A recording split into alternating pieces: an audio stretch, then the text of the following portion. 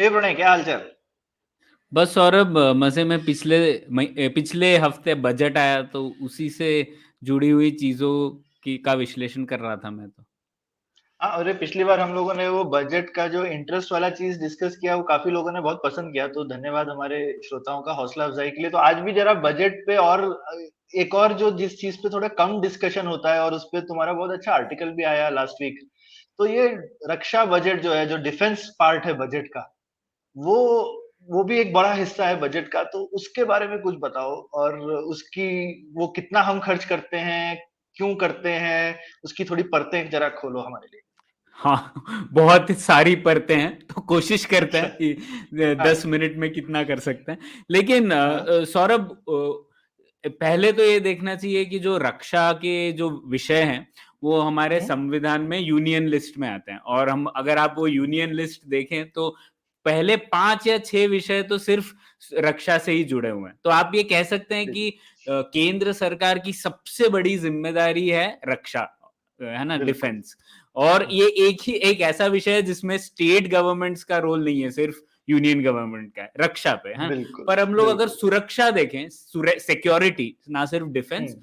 तो हम्म। State governments का भी बहुत बड़ा रोल है, क्योंकि coastal police police law and order, हम्म। ये तो आ जाती हैं चीजें जो स्टेट गवर्नमेंट के पास है। तो अगर हम लोग बिल्कुल। इस तरीके से देखें, सुरक्षा पे कितना खर्च होना चाहिए इसके ऊपर हमारे पास, या कितना खर्च होता है इसका अच्छा आकलन है ही नहीं हमारे पास। अच्छा। लेकिन हमारे ओ। पास इसका आकलन है कि रक्षा, मतलब रक्षा मंत्रालय पे कितना खर्च होना चाहिए। ठीक है, तो वो हमारे हम्म। पास है। तो हम लोगों को ये पता है कि जो हमारा रक्षा बजट है वो है तकरीबन 2% जीडीपी का। ठीक है, और ठीक है। 2% जीडीपी का, और अगर हम लोग केंद्र सरकार के टोटल जो खर्च है उससे कंपेयर करें तो 13% है। 13% केंद्र सरकार के खर्च का और 2% हमारे जीडीपी का। ये हमारा साइज ठीक। है।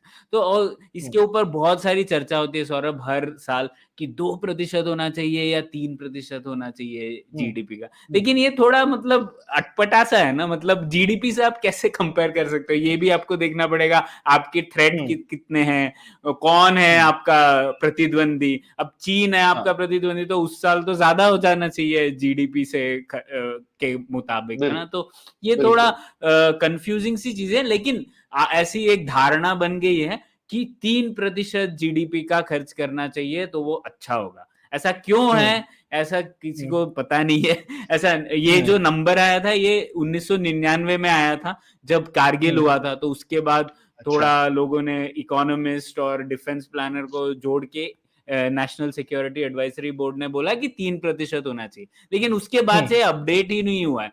तो किसी ने अच्छा। पिछले 10-15 साल में ऐसी कोई एनालिसिस नहीं की है कि कितना आखिर होना चाहिए, आज की डिमांड क्या है, आज के हम्म। हमारे थ्रेट्स क्या हैं, जरूरतें क्या हैं, अर्थव्यवस्था क्या है। तो ऐसा विश्लेषण हुआ नहीं है।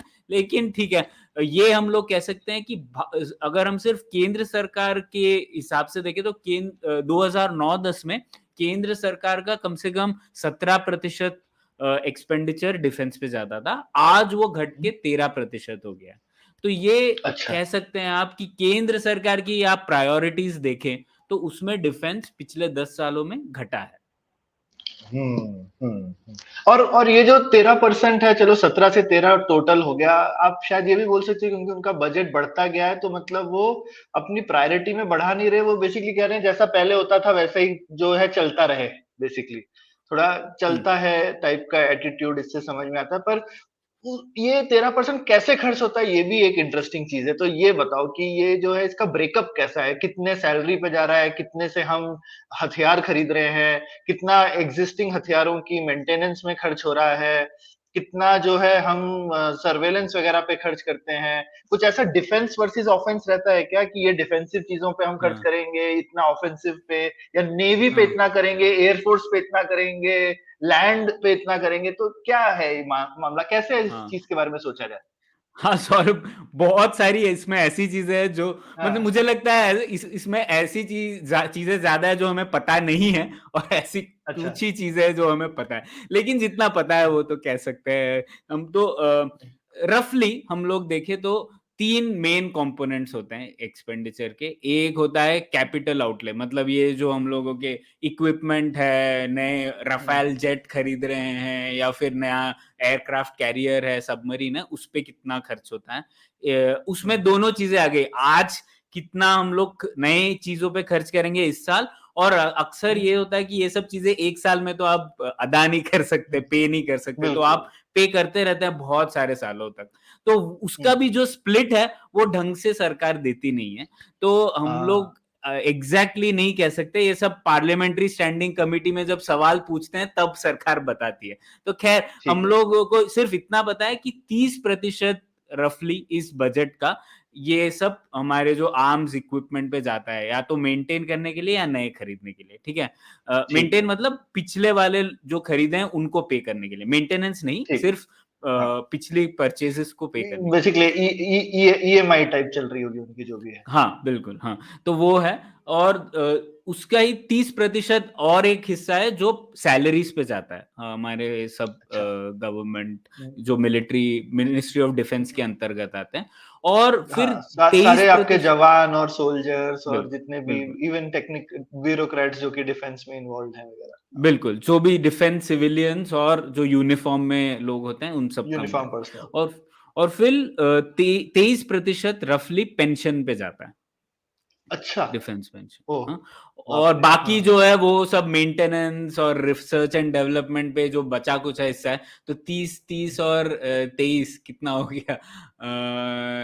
83 हो गया। तेरा तो बाकी हाँ, जो 83। हाँ, तो बाकी तो 17 बचा। 17% है वो मेंटेनेंस और बाकी R&D वगैरह में जाता है। तो इस तरीके से बाप स्प्लिट रे! है। अब तो इंटरेस्टिंग बात पेंशन ये है आरएनडी से भी हुँ। बड़ा है, हाँ? पेंशन आरएनडी से भी बड़ा है। बहुत बड़ा है। R&D तो बहुत छोटा है, क्योंकि डिफ सिर्फ़ डीआरडीओ रिसर्च करता है। हमारे यहाँ पे ऐसा प्रोग्राम तो है नहीं कि हम लोग बड़ी-सी कॉन्ट्रैक्टिंग करते हैं। जैसे आप देखें हुँ, दूसरे देशों में, जैसे नासा का उदाहरण ले लिए, नासा तो एक प्राइमरीली एक कॉन्ट्रैक्टिंग एजेंसी है, नासा खुद नहीं करता। तो उनके बिल्कुल। बहुत बड़े खर्चे होते हैं कॉन्ट्रैक्टिंग पे। पर हमारी इसमें कैपेसिटी नहीं है। हम लोगों को लगता है कि रक्षा से संबंधित चीज़ें हैं तो सरकार को ही बनानी है।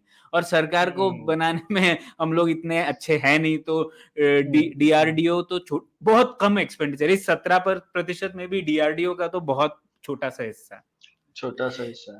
हुँ। लेकिन इसमें भी सौरभ मैं बता दूं और भी स्प्लिट कि हालिया एक्चुअली जो पेंशन का एक्सपेंडिचर है वो 24% इस साल हुआ है। अगर आप 2-3 साल पहले जाएं तो पेंशन एक्सपेंडिचर, ये जो आर्म्स इक्विपमेंट पे जो एक्सपेंडिचर है, उससे बड़ा हिस्सा था। तो अच्छा। रिवर्स था। पेंशन तकरीबन 26-27% के आसपास था, और डिफेंस कैपिटल पे जो एक्सपेंडिचर है वो 23-24% था। तो पिछले 8-10 साल से ये चीज़ चल रही थी, अब वो बदल गई है। हुँ। तो ये क्यों लेकिन ऐसा हुआ? ये क्यों कम हुआ? ये पता है हमको? पेंशन हाँ, अचानक ये से कैसे कम हो गए? एक्चुअली कम हुआ नहीं है, पर क्या हुआ है कि हाँ, सरकार ने थोड़ा कैपिटल एक्सपेंडिचर बढ़ा दिया है, क्योंकि अभी अच्छा। खतरा आ गया है चीन का। तो पिछले 2 सालों में ये हुआ है कि कैपिटल एक्सपेंडिचर बढ़ा है। दूसरा ये है कि पेंशन के कुछ अरियर्स हम सरकार को पे करने थे।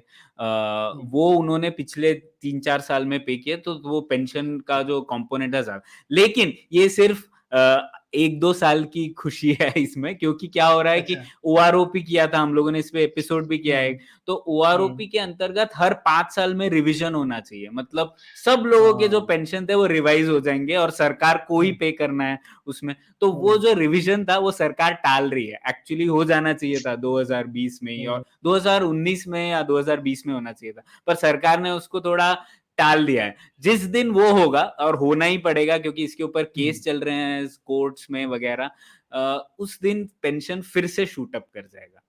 बाप रे! हुँ, हुँ।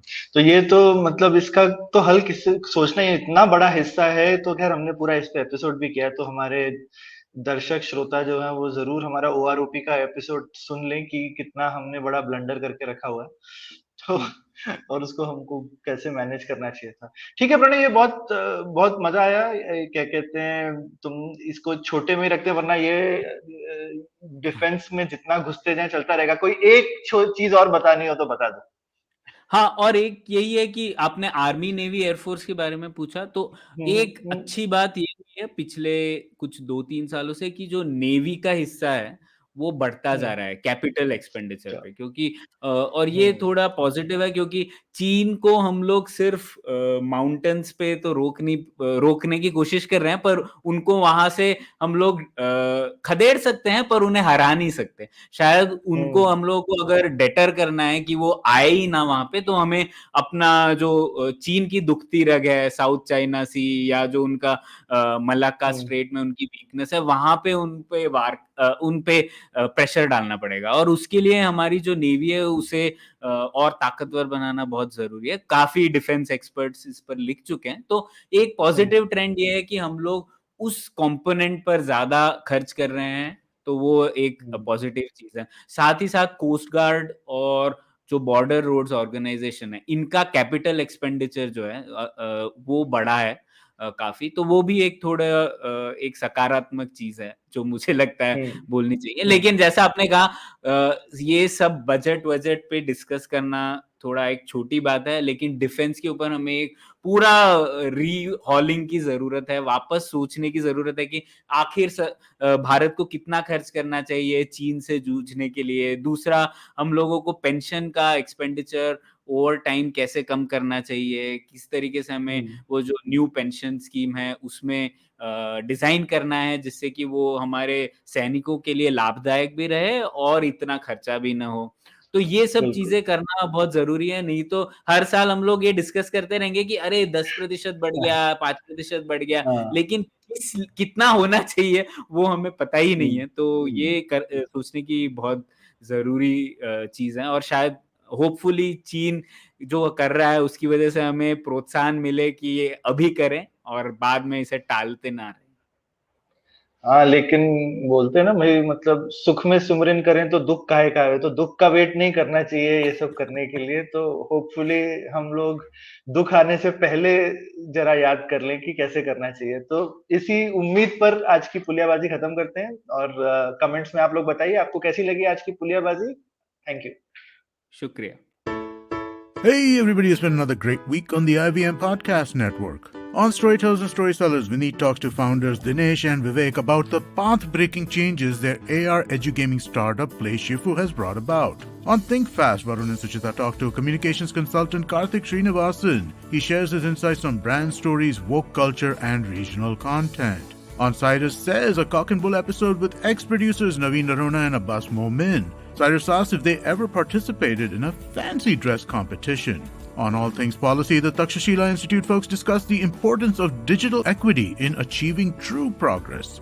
And on Probation se Promotion Tak, Abhinav gives us tips to be mindful of before seeking a mentor. Also, just one quick announcement for everybody. We would like you to check out the new version of our Android app. It's available on the Play Store. It's a really interesting take on how to listen to podcasts. Do give it a look and let us know what you think. We're open to feedback on all of our social media channels. We're IVM Podcasts on Twitter, Facebook, Instagram, and LinkedIn. Also, do remember if you're enjoying this show or any of our other shows for that matter, please do tell a friend. Word of mouth really does help. And don't forget to rate us on any of the platforms you're listening to us on. And you can also check us out on YouTube. And we have a number of channels there at ivmpodcast.com/YouTube where you can take a look at them. And finally, we'd like to thank our sponsors this week, Bank of Baroda and CoinSwitch Kuber. Thank you so much for making this possible.